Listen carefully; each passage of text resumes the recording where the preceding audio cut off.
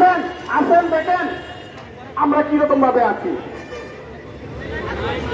আমাদেরকে দেখেন, আমরা আমাদের দেয়ালে পিঠ থেকে গেছে, আর আমাদের বাঁচার উপায় নাই।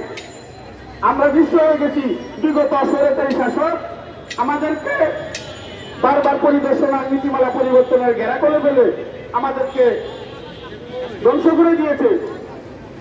আমরা অনেক আশায় বুক বাঁধিয়েছিলাম যে অন্তর্বর্তীকালীন সরকার গঠন হয়েছে, আমাদেরকে মূল্য দিবে, আমাদের পরিশ্রমের মূল্যায়ন করবে।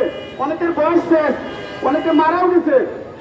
আমরা ইচ্ছা করলেও অন্য কোনো একটি সেক্টরে চাকরি করতে পারবো না এখন, কারণ আমাদের বয়স নাই।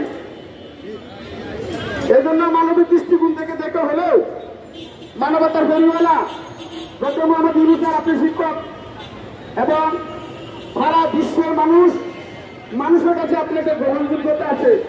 সারা বিশ্বের মানুষ, সারা বিশ্বের যত বড় বড় দেশ এবং নেতা আপনাকে মূল্যায়ন করে।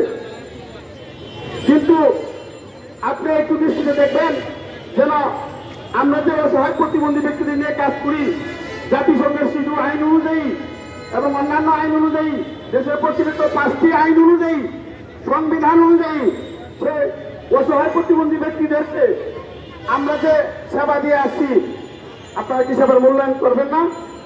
আমাদেরকে ন্যূনতম পরিচয়টুকু দিবেন না? আমাদের সমাজে সেবা করবো একটা পরিচয় দিবেন না যে আমরা শিক্ষক? আমরা কি 15 লক্ষ টাকা দিয়ে ছাগল কুরবানি দেওয়ার জন্য এখানে আসছি? 120 বিঘা জমি করার জন্য আসছি? আমাদের 2টি মোটা ভাত আর 2টি কাপড় হলে যথেষ্ট। আমরা আমাদের সন্তানদেরকে মৌলিক অধিকার দিতে পারি না যে বাবা ঈদ আসছে একটা জামা কিনে দেও, দিতে পারি নাই।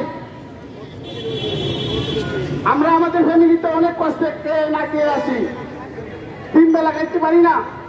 তারপরে আমরা সকাল 10টার সময় গিয়ে 3টার সময় পর্যন্ত আমরা অসহায় প্রতিবন্ধী ব্যক্তিদেরকে আমরা আমাদের সেবা দিয়ে আসছি।